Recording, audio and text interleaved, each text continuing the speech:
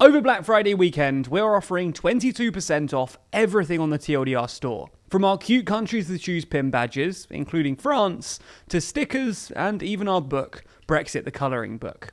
Get our biggest discounts of the year by using code Black Friday. The link is down below. From afar, France looks like a pretty left-wing country. French socialism has a long and vibrant history. France has one of the highest tax rates in the OECD, and France has elected two self-proclaimed socialists in the last 40 years. François Mitterrand elected in 1981, and François Hollande elected in 2012. Nonetheless, as anyone who watched our recent video on France's presidential election will know, the French left are doing pretty terribly at the moment. Of the three opposition candidates reliably polling above 10%, all of them are to the right of Macron. And Macron himself has moved rightwards in recent years. So how did this all happen? How did France go from having a socialist president just 5 years ago to a right-wing political oligopoly? Well, let's explain that right now. Basically, there are three reasons why the left in France are, failing. Firstly, Europe as a whole has moved to the right over the last few years for a variety of reasons, and France is no exception. Secondly, the last socialist government, led by François Hollande, didn't have a great term, and they've apparently poisoned the socialist brand for years to come. And thirdly, none of the candidates on the left are particularly impressive, or at least not impressive enough to overcome those disadvantages. But let's start with the first reason, Europe's general shift to the right. As most of you have probably noticed, over the last 10 years or so, various right-wing parties have started winning elections across Europe. You've got the AfD in Germany, UKIP in the UK, Northern League in France, Fidesz in Hungary, the Law and Justice Party in Poland, and the list goes on. The success of these various far-right parties is a symptom of the fact that in general, European electorates have moved to the right. And France is no different in that. In 2017, Marine Le Pen of the National Front beat socialist candidate Benoît Hamon to get through to the second round of voting, where she eventually lost against Macron. The point is, though, that France isn't alone in its shift to the right. It's following a Europe-wide trend. The causes of Europe's shift to the right are much disputed.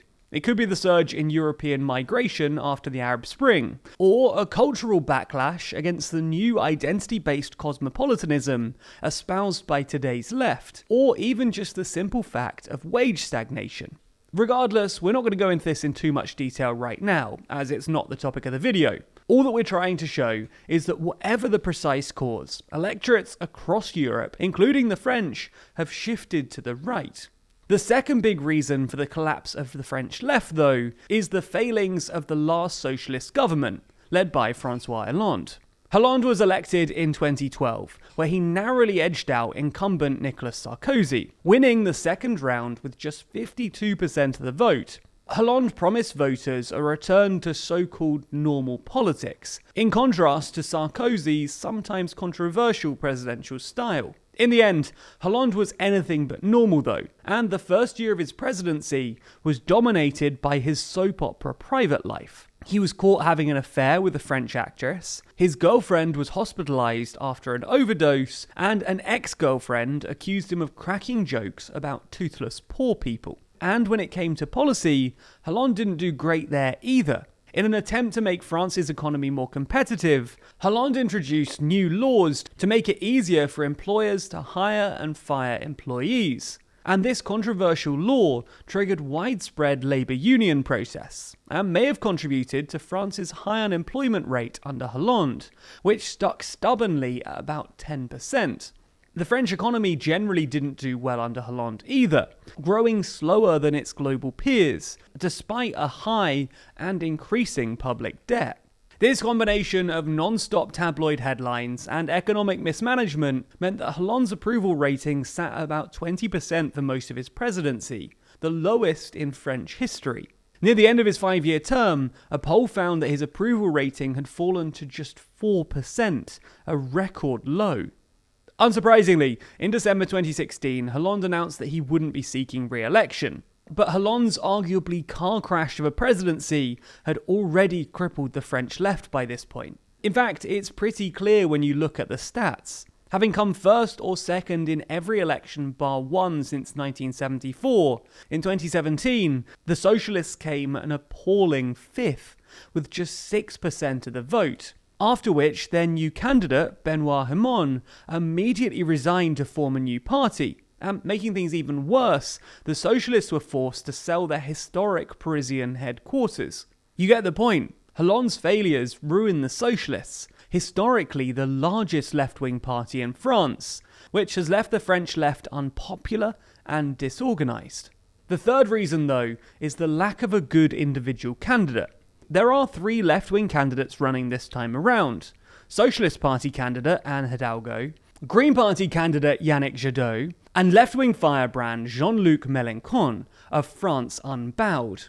Mélenchon was probably the left-wing frontrunner at one point, having garnered 20% of the vote in 2017. But his appeal has waned in recent years, and he certainly crossed the line from firebrand to conspiracist. In June, he predicted that in the last weeks of the presidential campaign, we'll have a serious incident or a murder orchestrated to manipulate the electorate, and insisted that the result of the election had already been written in advance.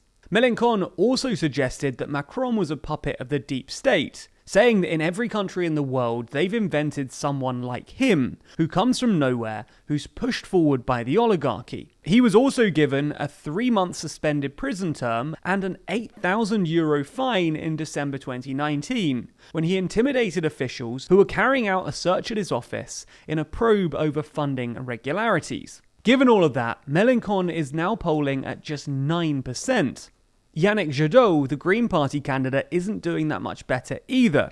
Politico's polling aggregator puts him slightly behind Mélenchon at just 8%. Despite being relatively well known, Jadot has been unable to overcome the fact that the Greens just aren't really considered as serious candidates for president. In 2012, their candidate won just 2% of the vote, and they decided not to even field a candidate in 2017. The final candidate, Anne Hidalgo of the Socialists, is polling at just 4%, which is an astonishing fall from grace for a party that won an election just a decade ago. And if Hidalgo does lose, which looks likely at this stage, it'll be the first time in history that the Socialists have failed to get a candidate through to the second round twice in a row. Hidalgo obviously hasn't been helped by the post-Hollande poisoning of the Socialist brand, but she hasn't done that much to help herself either.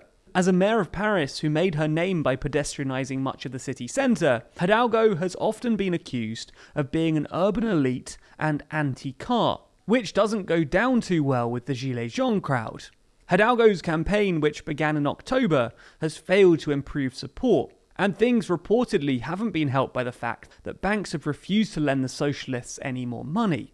Essentially, the French left have been hurt by a Europe-wide swing to the right and Hollande's controversial presidency, as well as no candidate proving capable of overcoming those disadvantages.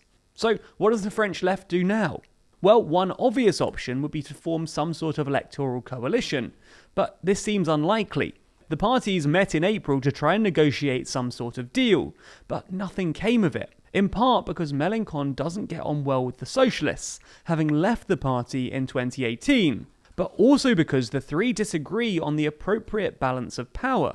The Socialists, despite polling on 4%, still see themselves as the standard bearers for the French left, while the Greens and Mélenchon point to their recent electoral successes as evidence that they're the future.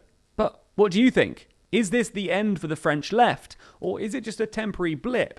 Should they form some sort of coalition, or continue to go alone? Let us know your thoughts in the comments below.